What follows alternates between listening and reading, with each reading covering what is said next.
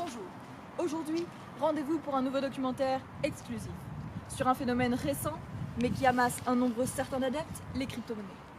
Les crypto-monnaies, et en particulier le COS, dont les adeptes sont les cosseurs.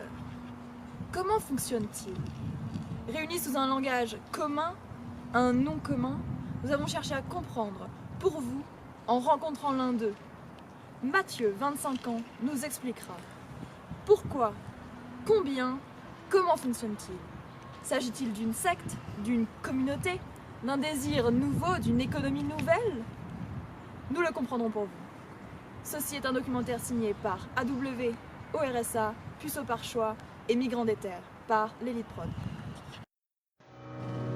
C'est dans ce quartier cossu alsacien que nous rencontrons Mathieu. Le jeune homme, à l'aube de la trentaine, a accepté de nous ouvrir sa porte pour nous parler de sa passion, la crypto-monnaie du COS. Nous le suivrons le temps d'une journée afin de voir comment se déroule son activité de trader. Nous le retrouvons chez lui, le sourire aux lèvres, pour lui poser quelques questions. Entre autres, nous voulons chercher à comprendre comment s'est déroulée sa découverte de ces nouvelles monnaies. Donc j'ai lu un article sur le Bitcoin en décembre et suite à ça j'ai quitté mon travail. Puis j'ai voulu en discuter avec des gens qui s'y connaissent vraiment. J'ai tapé forum finance sur Google et je suis tombé sur un forum assez particulier. J'ai posé quelques questions de néophytes et on m'a demandé si je voulais des frites avec ma DDB. Et puis suite à ça j'ai fait mes propres recherches. J'ai vu un homme chauve mis en scène sur plein de petites images. Et ensuite j'ai découvert le COS. Pourquoi le COS? Beaucoup de quais, les membres du forum, parlaient du COS. Ils disaient qu'on allait rouler en lambeaux dans les 6 prochains mois, que ça allait aller to the moon, que j'allais devenir rentier. Donc évidemment j'ai fait confiance au COS. Et le petit homme chauve dont vous parliez, c'est... Oui, c'est Rune, notre guide, c'est le maître du COS, le créateur du COS, pardon. Très bien. Et vous avez investi beaucoup dans cette nouvelle monnaie?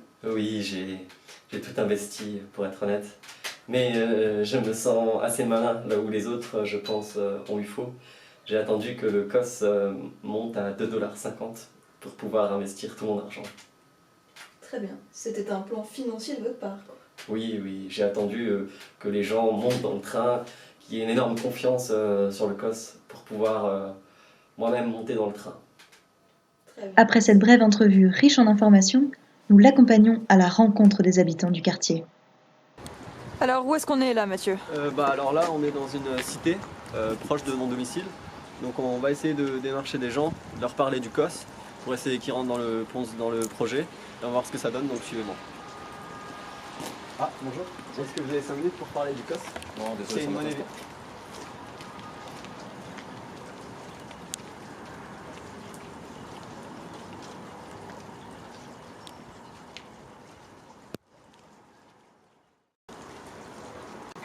Cette première tentative se solde visiblement par un échec. Mathieu ne se décourage pourtant pas et nous montons dans l'immeuble, à la recherche de nouveaux adeptes. Tant pis, il veut pas être entier, hein. Donc ouais, c'est dommage, au moins on va sonner à ces gens. On va voir s'ils veulent bien parler du COS. Oui, bonjour, est-ce que vous avez 5 minutes pour parler du COS? C'est une crypto-monnaie, donc une monnaie virtuelle. J'aimerais savoir si ça vous intéressait, non? Bon, les gens sont pas très ouverts ici, donc... Pour des raisons de sensibilité d'image, nous avons préféré couper les plans suivants. En effet, Mathieu a fait les frais d'un passant peu enclin à découvrir le COS, lui-même investisseur dans une autre crypto-monnaie, le Copcoin. Le jeune homme, dans un état déplorable, a été conduit aux urgences par notre équipe. Nous retrouvons Mathieu 2 semaines après l'incident. Remis de ses blessures, le jeune trader nous reçoit une nouvelle fois. L'heure n'est pourtant pas aux bonnes nouvelles. Le COS ayant subi une baisse significative, Mathieu se trouve plus démuni que jamais, obligé de reprendre un emploi de technicien de surface.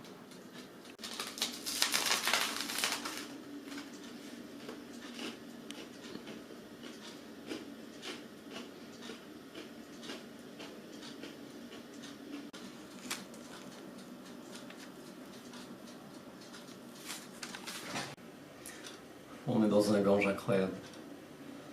Mais bon, on va s'en sortir.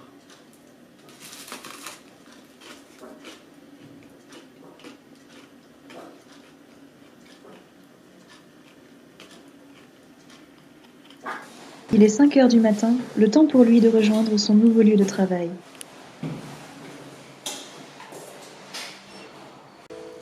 Nous avons appris avec étonnement que Mathieu a dû vendre sa voiture. Appauvri du COS, il a opté pour une trottinette électrique. Depuis la fin de ce reportage, Mathieu a quitté son travail, après avoir entendu parler d'une nouvelle monnaie appelée le Buzzcoin. Nous lui souhaitons le meilleur dans sa nouvelle aventure.